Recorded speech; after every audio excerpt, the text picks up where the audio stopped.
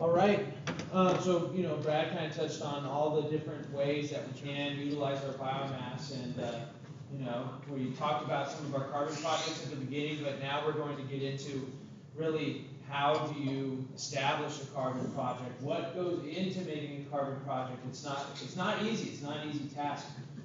So Logan Wimme is a biometrician at Foresight with a diverse employment background, including industry, academia, government, and consulting. His work focuses on forest inventory, remote sensing, growth and yield modeling, and biomass and carbon quantification. Logan holds a Bachelor of Science degree in forest management and spatial analysis from the University of Wisconsin, Stevens Point, as well as a Master of Science degree in forest biometrics from the University of Idaho. Everyone, welcome Logan.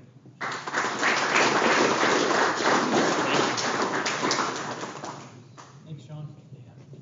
Yeah, like I said, we'll step back a little bit, talk about kind of carbon projects in general, kind of what they are, the purpose of them. We'll get into some of the terminology, right? A lot of technical terms, that sort of thing. Kind of gets you guys more familiar with it, and then talk about, if you're interested in pursuing a project, maybe some next steps, how to go about that, and then as well as maybe some like future outlooks, like where are things going, some ongoing initiatives, and then we'll wrap it up with some final advice. But yeah, like Sean said, I'm a biometrician at Foresight. I lead the biometrics group there. I have about 7 biometricians and analysts on my team, so we do a lot of cool things, forest carbon and biomass kind of being one of those things. So we'll move along here. So just so you guys can get to know me a little bit better, I won't spend much time here, but yeah, I'm a Wisconsin native. I live in Idaho now, but I was born and raised in Wisconsin. I am a cheesehead, right? Go Pack, go. I am not super fond of the Minnesota Vikings or the Chicago Bears, so not trying to offend anybody, but just need to let you know right out the gate there. Yeah, I did my undergrad schooling at UW Stevens Point, just a couple hours west of here, and then moved to Idaho, did my master's out there at the U of I. A second generation forester, it's kind of cool. My dad was a forester as well, and actually he spent a couple years early on in his career as a forester here with MTE, so some kind of cool history there as well. Yeah, I also, we just welcomed our first son about 11 weeks ago, so I've been telling everybody I probably look really well rested. Got some good night's sleep this week, so yeah, I've been soaking that up. So, all right, some objectives for this. If by the end of this presentation you guys feel more comfortable with the word carbon, that's going to be a big win. Carbon's kind of like this buzzword that has been pretty common around, right? And it can kind of be intimidating too. It's one of those words where it's like some people don't know what it means or what it's doing, but it's really common. It can be a bit intimidating. So try to get you more comfortable with that word, give you a better high-level understanding of kind of how carbon projects work. Some more understanding about the benefits to a lot of you as landowners, right? There's some obvious benefits that we'll talk about. And then really want to hammer home like the importance of like quality, data quality, project quality, and transparency as well. Those are both really big things right now in the market. And then, yeah, like I said before, if you guys are interested or committed to pursuing a project, like what do you do next? Those are real questions, and we want to make sure that we can point you guys in the right direction for moving forward. How does that sound? Sound good? Carbon, there it is. It's a non-metal element, right? It kind of sits in the upper right-hand corner of the periodic table. Atomic number of 6, atomic mass of just over 12, and it really is in just about everything that's living, right? Plants, animals, wood, toilet paper. Half of us wiped our butts this morning with carbon. It's pretty much in everything. It's in that marshmallow that Junior's scarfing down right now, right? So it's something that we interact with on a daily basis, right? And obviously it's in our forests. This is a bit of the roadmap we're going to take for this discussion. So we'll talk a little bit about the overarching concept of carbon projects, kind of why they exist, that sort of thing. We'll get into terminology, like I said, a lot of technical terms that we want to define for you guys. The different types of projects. I'll just be talking about forest carbon projects. So we'll go through some of the types. We'll talk about a lot of the different stakeholders or people involved, a lot of different organizations and folks, right, in these processes and projects. So we'll identify some of those. Talk about data quality, kind of the importance of it, why it's so important. We'll touch on the commitment. As you guys probably know, these are like long-term projects, so we want to just re-emphasize that. We'll talk, this is a fun one, people like this one. Payment, talk about how you guys can get paid, what that looks like, that sort of thing. Next steps for establishing a project, what to do when you want to continue or move forward with a project, and then, like I said, market outlooks, initiatives, and then we'll wrap it up with closing thoughts. Oh, cool. Awesome. All right, so overarching concept, like why do these things exist, right? You guys are familiar with, terms climate change, global warming.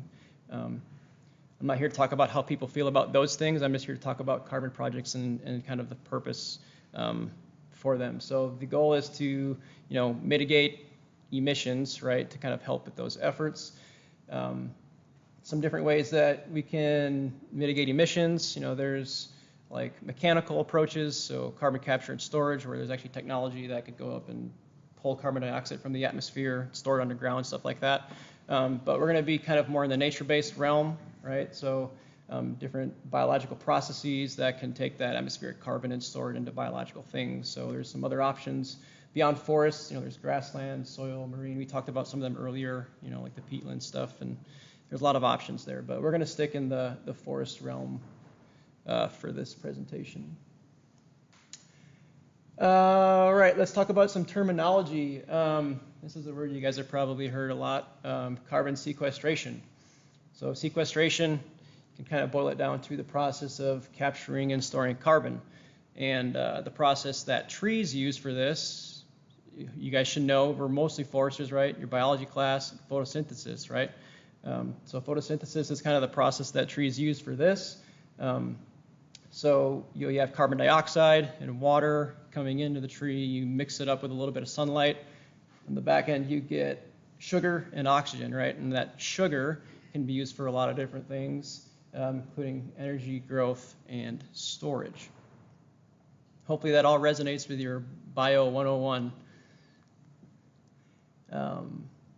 Carbon stocks. So this is basically just referring to the amount of carbon stored in a pool.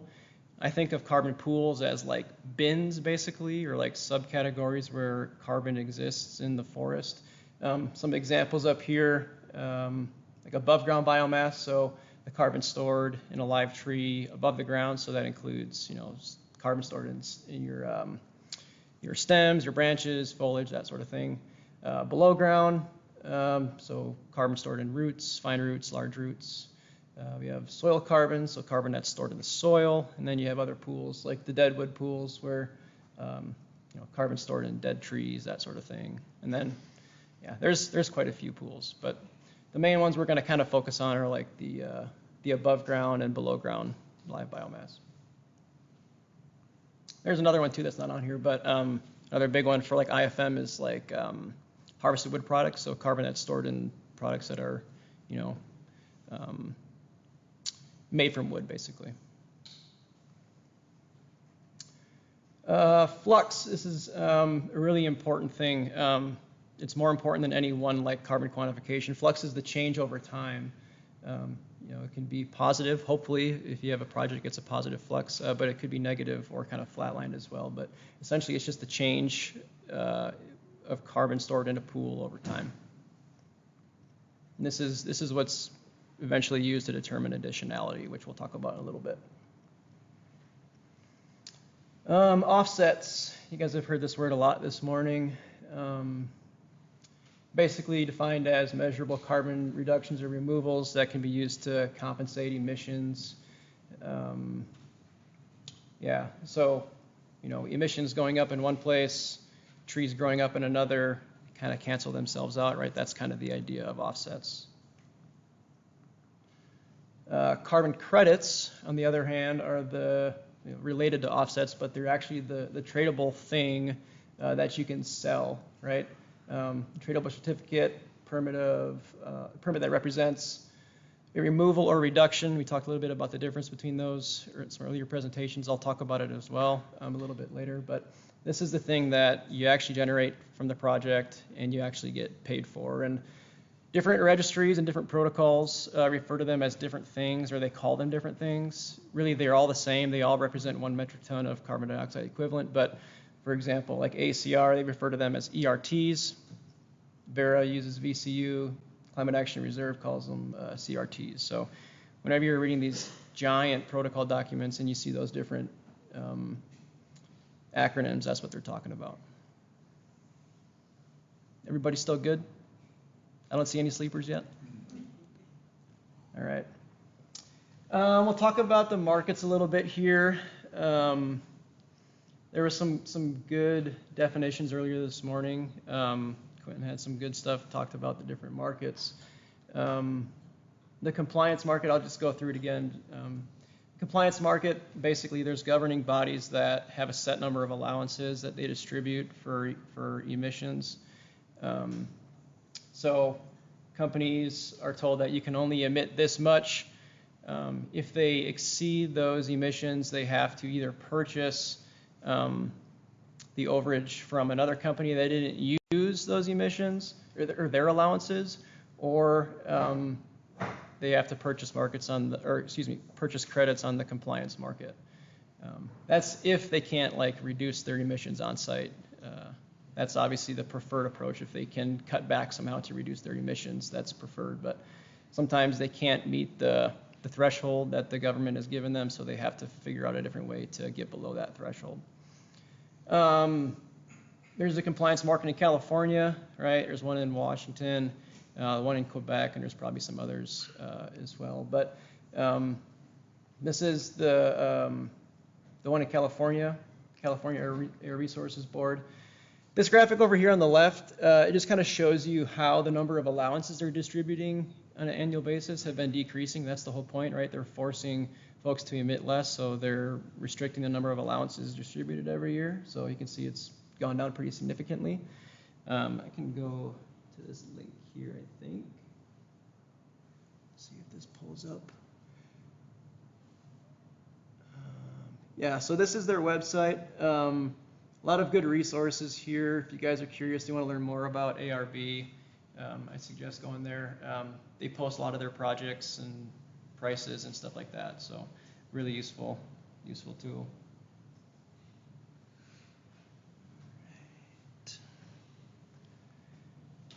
This here kind of shows the breakdown of where the allowances, or how they're distributing the allowances, the types of companies that are getting them. So this is helpful if you guys are selling credits in the compliance market, who might be buying those credits. A lot of them are going to electrical distribution utilities. You can see it's a majority of them. Other folks like natural gas suppliers, oil and gas, stuff like that. Different than the compliance market, the voluntary market is a newer market, so it's kind of actively developing. People purchasing credits in the voluntary market are choosing to do so, whereas in the compliance market, they're kind of forced to if they want to remain compliant with the government.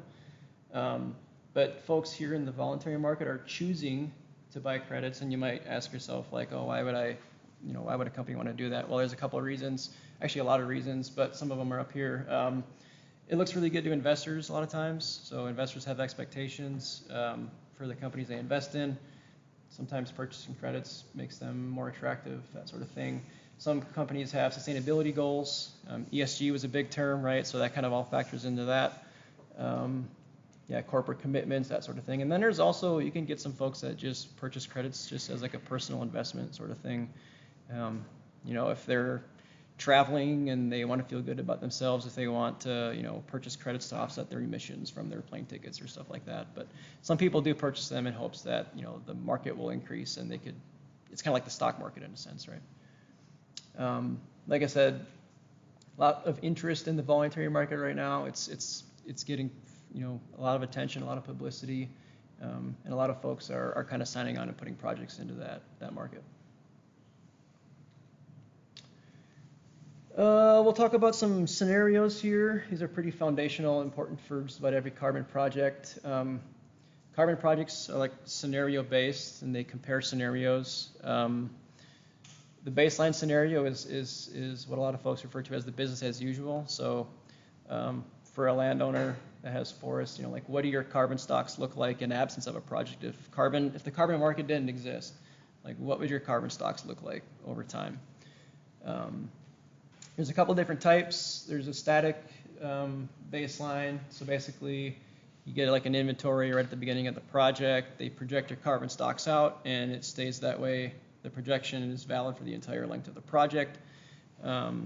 More commonly, protocols and registries are going with a dynamic baseline, where that baseline can be reprojected after new inventories, or it can be reprojected if there's changes, like local changes, regional changes, if there's a mill closure, stuff like that.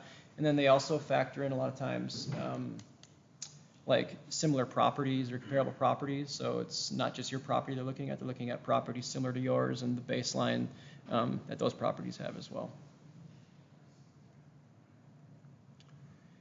The project scenario is a bit easier to understand. Basically, it's just the carbon stocks with the project. So how much carbon is your project expected to sequester over time? So fairly straightforward on that one.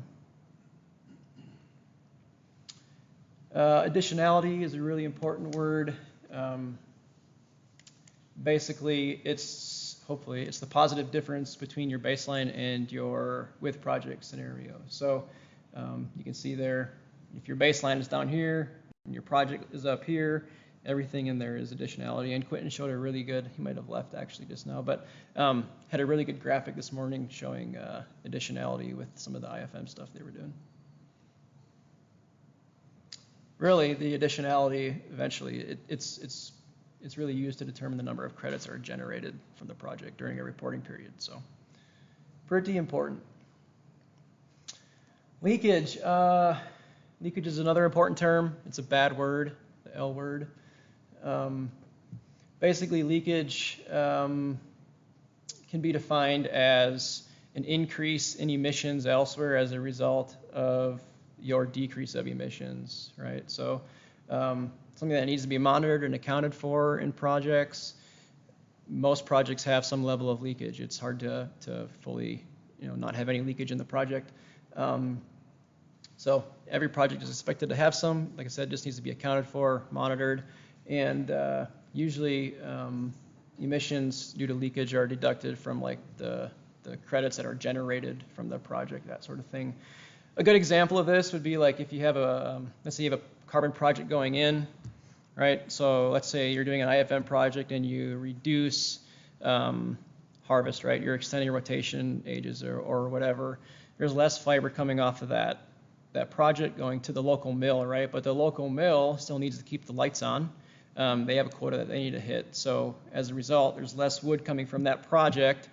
Therefore, the demand for wood at the mill increases. Maybe they increase their prices, and it sparks increased harvest elsewhere, neighboring properties, that sort of thing, right? So you're removing emissions in one place, but you're increasing it elsewhere. It kind of cancels out the climate benefit, right? So that's just one example. There's other examples. Reliability. Reliability can be defined as the confidence that one carbon credit truly equals 1 metric ton of carbon dioxide removed or reduced from the atmosphere. Really, this just has to do with quality, right? The project's integrity, which protocol did you use, a lot of stuff like that. So this is really all about quality here. Reliable projects that produce reliable credits, it's a win for everybody. You're probably going to get a premium on those credits, right? So you really want to promote reliability. Durability. I think Brad talked about durability a bit. This word is kind of used alongside another word, permanence. Basically, a project's ability to maintain the intended benefit for an extended period of time. How prepared is that project to handle adversities, right? With reversals being one of the big things that are risky for projects. We can talk about reversals. Reversals, Basically what a reversal is say you have a project, generate some credits, you cash those credits, and then the next year a fire event or something comes through, burns up all of that carbon, sends it back up into the atmosphere. You've already received credit for it, but there's no climate benefit anymore, right? That's a reversal basically. Reversals can be caused by lots of things, like I said, wildfire. A lot of the storm damage you guys have seen this week, if there was a project there that could trigger a reversal, yeah, stuff like that. And they can be human caused as well. If you have illegal logging activity or, a land use conversion, and sometimes even just poor management can do it.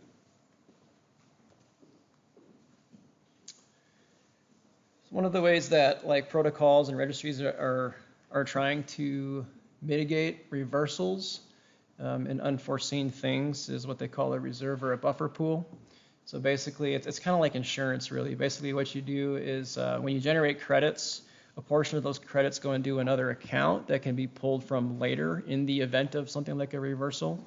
The amount that you have to contribute to that pool can vary by project. Some of the protocols like ACR here, they have a tool that's used to calculate your contribution basically to your buffer pool. Basically, they just calculate a multiplier that you multiply by the number of credits generated. Those go into the buffer pool, that sort of thing.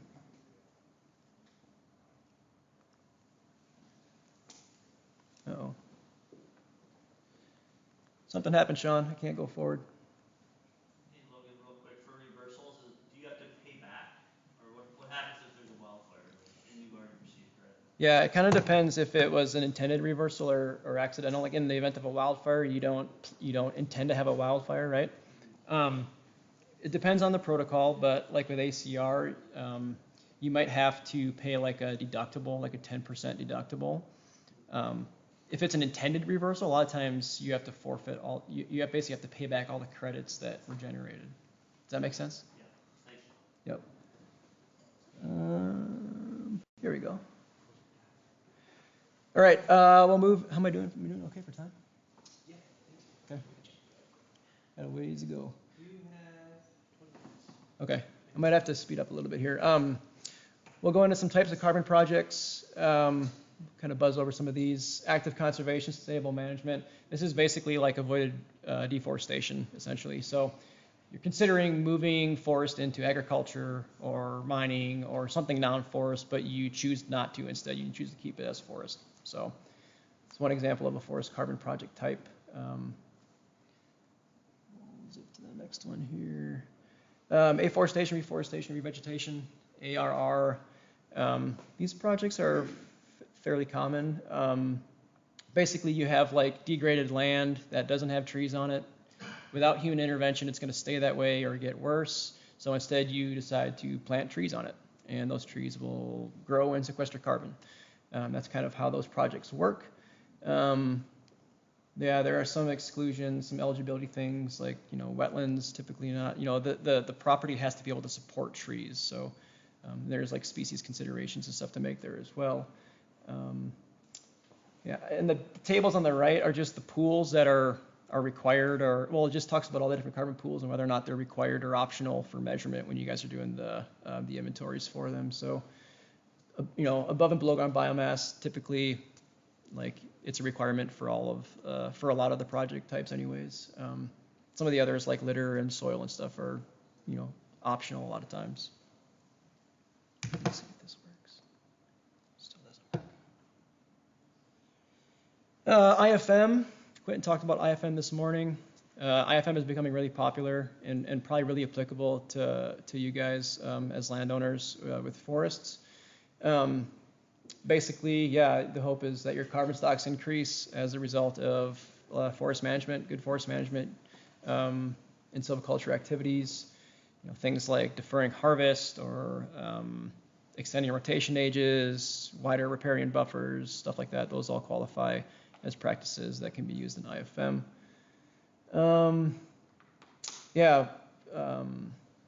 Harvested wood products is also another really important pool when it comes to IFM as well. I also have links, if you guys are curious, where these protocols are posted. I have all the links up here. I won't go into it now just because we're kind of short on time, but the documents themselves for the protocols are usually really long and dry. Takes a special person to want to read them. Let's get into some stakeholders and all the people involved. Lots of folks involved usually. So the most important one, I would say, is landowners, right? So a lot of you guys that have, reservations and lands. So tribal nations, and obviously there's a lot of other folks that are in the market as well. Industrial forest landowners, governments, and then even some small private landowners are getting more and more into it. Developers. You guys might know some developers. I kind of think of them as like general contractors. Like these are the folks that are going to walk you through the whole process. And I highly encourage folks, if they're considering a project, to work with a developer. They're going to basically, walk you through, A to Z, what needs to be done. And a lot of times they'll go all the way through like marketing the credits and selling the credits on your behalf, that sort of thing. It kind of takes a lot of the confusion out of the process. So these are just some examples. You guys have probably heard of some of them: Finite Carbon, NCX, Anu. Jeremy's actually here with the Climate Trust, so if you guys have questions for developer, he's right in the back row. Contractors. So somebody still has to measure the trees, right, for the inventories. So this is kind of where my company fits into this pipeline. We do a lot of carbon inventories, initial baseline quantifications, remeasures, stuff like that. We also are getting more and more into like feasibility analyses. So if there's a landowner looking to do a carbon project, but they want to know what it's going to look like how, is this going to pencil out, that sort of thing. We're also doing some analyses on the front end to just give them an idea of what could they expect from a credit generation perspective.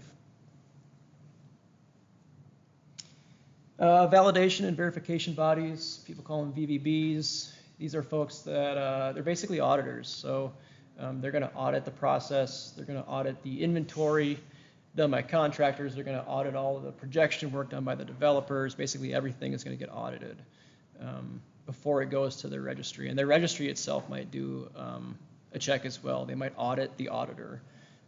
But these folks are really important. They just double check, make sure everything is up to snuff before the project goes to the registry. Registry, this is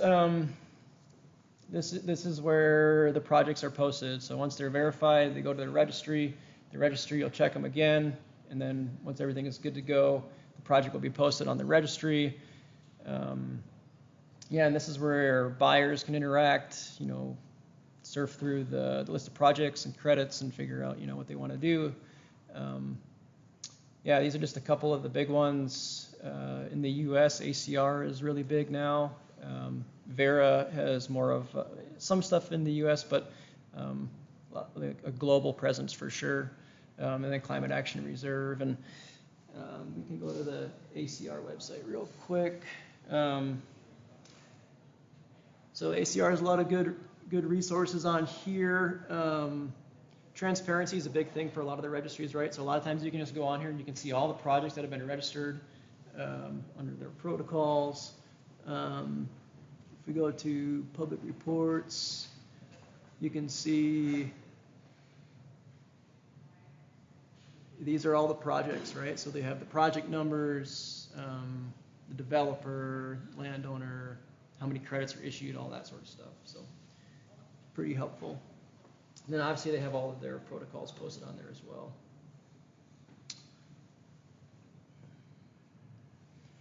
Another stakeholder that's kind of interesting, ratings agencies. I feel like these are kind of newer in the space, but basically these folks will go through, evaluate a project, and give it a rating. And buyers are using these to kind of help figure out if it's a project they want to purchase credits from. So getting a good rating from these people is really important and helpful to market credits. And then obviously we have the people that are fronting the cash. to pay for these, right? We have buyers. So a lot of big corporations, you guys probably recognize a lot of them, airlines, investing companies, a lot of common names are purchasing credits on the voluntary market.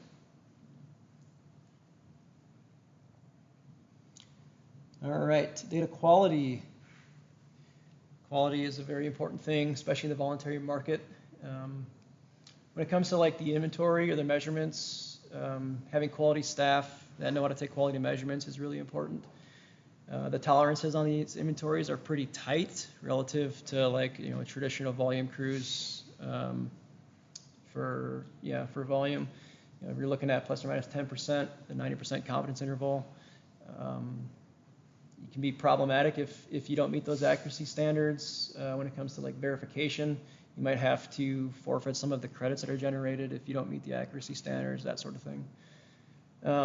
Like I said, flux is kind of the main important thing. It's more important than any one inventory. So like consistent measurements is really good. You want really good staff that are consistently measuring accurately.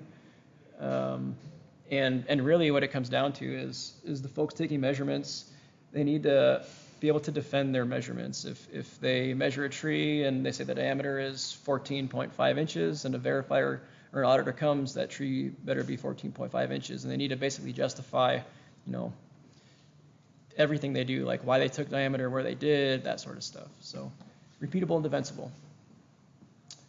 Failing audits can be real problematic, right? If you fail an audit, you might have to redo the inventory, which is going to delay timelines. It's going to cost more money. You just want to get it right the first time. And as I've said before, like quality projects that produce quality credits, it's going to sell for a higher premium. So it's in everybody's best interest to, you know, try to keep the quality standard really high throughout the entire process. And it extends beyond just the inventory too. It's everything. All the modeling work, the projection work, everything else that the developer's doing too, all super important to keep a high standard. Commitment. As you guys know, these are long projects, right? If you're doing some compliance projects, a lot of times it's a 100-year commitment, right? With some of the voluntary stuff, it's shorter. ACR projects, you're looking usually, it's a 40-year minimum term, 20-year crediting period. A crediting period is just like the amount of time that the project can, you know, accrue and get credits issued for. With ACR, you can renew those, so you don't have to stop generating credits at 20 years. You can renew it. You can go for another 20. But yeah, long projects, long projects. And there are usually penalties for early termination as well. You might have to forfeit all the credits that you've generated or that have been issued if you just decide to step away. This is the one you guys are here for. Payment. Yeah, so what are landlords actually paid for? Right, they're paid for the credits. There's a couple different kinds of credits though, right? We talked about that earlier. Some of the other presentations, there's avoidance credits and there's removals credits. And like Brad said, removals credits typically go for a higher premium, right? Those are credits where, like growth credits basically, so there's actively carbon being removed from the atmosphere, whereas avoidance credits are more like there's already carbon on the landscape. You could harvest it, you could remove that carbon, but you're choosing not to, so you're avoiding the emission, it's staying there. So this graphic here just kind of shows the volume of those different types of credits in ARB, the compliance market. This is kind of an old graphic, it's a little bit outdated, but you can see there was a ton of avoidance credits, right? And not as many removals credits, but they've kind of converged there at the end. How do you get paid? The short answer is it depends. A lot of times it depends on the agreement that you have with your developer, if you're using a developer, right? A couple different options. It could be credit-based, so the more credits you generate, the more you get paid. Maybe the developer takes a portion of the credits or a slice off the top. Or it could be a fixed rate too. So maybe the developer has agreed to pay you a fixed rate, per acre per year, that sort of thing. So it just really kind of depends. There's a lot of nuance into that question. Kind of the same deal here is like, when do you get paid? So it could be